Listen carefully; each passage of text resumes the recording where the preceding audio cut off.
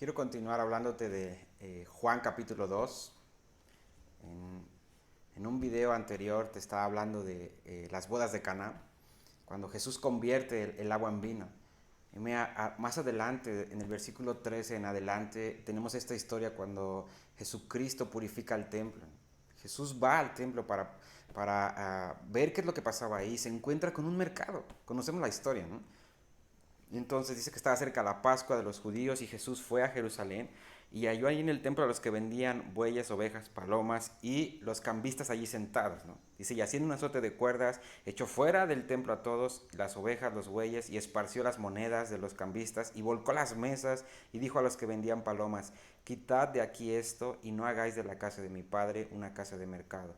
Entonces acordaron sus discípulos que está escrito, el celo de tu casa me consume, ¿no? Entonces, esta parte es increíble porque yo pienso que están escritas de una manera intencional el por qué después de que Jesús convierte el agua en vino, va y purifica el templo. No hay manera de... la parte del templo o de la casa de Dios, porque ahí dice, el celo por tu casa me consume. No está haciendo referencia a la casa de Dios como un lugar de oración. En los otros evangelios dice que él dijo, mi casa será llamada casa de oración, y más ustedes la han hecho una cueva de ladrones, ¿no? O un mercado. Entonces, a veces no podemos participar de la realidad de lo que es su casa de oración. ¿Por qué? Porque hay muerte en nuestra vida. Es importante que nos sea quitada la muerte para que podamos participar o nuestro servicio sea eficiente en la casa de Dios.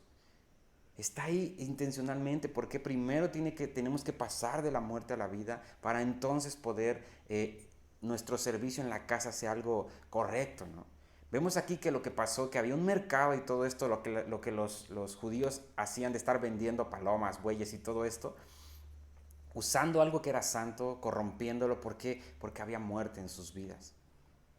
Había muerte ahí. La muerte que tenían ellos no había sido convertida en vino. Entonces yo veo que cuando entendemos o escuchamos, sabemos todo esto, que la iglesia es la casa de Dios o la casa de oración, pero no estamos cumpliendo nuestra asignación eterna, sino estamos haciendo muchas otras cosas. Estamos vendiendo, estamos comprando, estamos haciendo negocios. O sea, hay un tráfico de cosas en nuestra mente que nos distraen de poder hacer lo que como iglesia deberíamos estar haciendo, que es ser una casa de oración. Esto está muy tremendo. La casa de oración no es un don para alguien, no es algo que es para un grupo de personas en específico. Hoy le decía eso a uno de mis hijos, que lo que define a un hijo de Dios es que es un creyente que ora. Porque así, yo le decía a mi hijo, porque así es como conoces a Dios.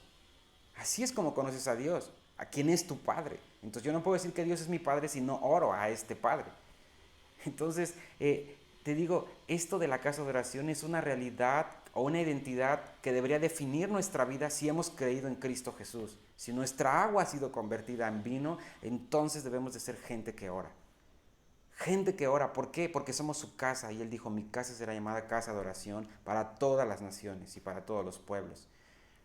Entonces es tan interesante o tan importante que estemos llenos de la vida de Dios, porque cuando estamos llenos de la vida de Dios, estamos en las cosas que Jesús dijo que tenemos que estar, ¿no?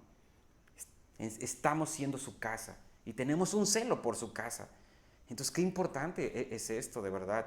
Quiero que medites en esto, que la casa de oración no es algo para un número de personas, sino si tú has creído en Cristo Jesús, yo sé que lo sabes, pero quiero afirmarte en esto. Tú eres la casa de Dios, eres la casa de oración y debes orar. Debes orar en tu tiempo secreto con Dios, pero debes orar también con la iglesia, corporativamente. Si no tienes algo incompleto, pero te aseguro que cuando ores, cuando tienes una vida de oración fuerte en tu tiempo de comunión con Dios, ahí en Mateo 6:6, cerrada la puerta, entonces vas a querer tener comunión con otros, porque la Biblia habla en Juan, en una de sus cartas, dice, si estamos en luz, o si andamos en luz como Él está en luz, tenemos comunión unos con otros. Y la comunión tiene que ver con la vida de oración. Entonces, cuando no queremos estar en el lugar de oración con otros hermanos, entonces eso habla de que nuestra vida de oración personal no está funcionando bien de la manera correcta. Tal vez hay un mercado en nuestra mente, en nuestro corazón. Hay muchas otras cosas que parecen buenas, ¿no? Porque ellos lo hacían para ofrecer según los mejores corderos, las mejores palomas, pero en realidad en lo profundo de su corazón era para obtener un beneficio personal. Entonces no seas parte de la iglesia solamente para obtener un beneficio propio, ¿no? Sé parte de la iglesia para que el beneficio de Dios, o más bien el propósito de Dios, se lleve a cabo en esta tierra y se cumpla. Eso es lo importante. No busques tu beneficio, sino busca que el propósito de Dios se cumpla en esta tierra.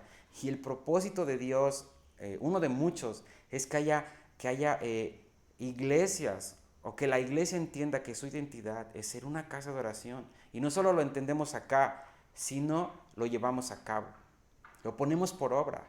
Ok, ya entendí esto, voy y oro delante de Dios, pero también busco estar con los hermanos orando, clamando a favor del cuerpo de Cristo y no siendo un mercado. Entonces no seamos un mercado, hermano. Seamos la casa de oración, seamos la casa de Dios, el lugar donde Cristo constantemente quiere estar, o más bien donde Él quiere estar siempre. Él vino 2 veces al templo y siempre lo encontró igual, como mercado. Tú eres la casa de Dios. Pregúntate, si hoy Cristo viniera a tu casa, ¿cómo la encontraría? ¿Encontraría un mercado o encontraría un lugar de oración? Un lugar de adoración. Entonces, medita en esto y nos vemos en la siguiente ocasión. Que Dios te bendiga.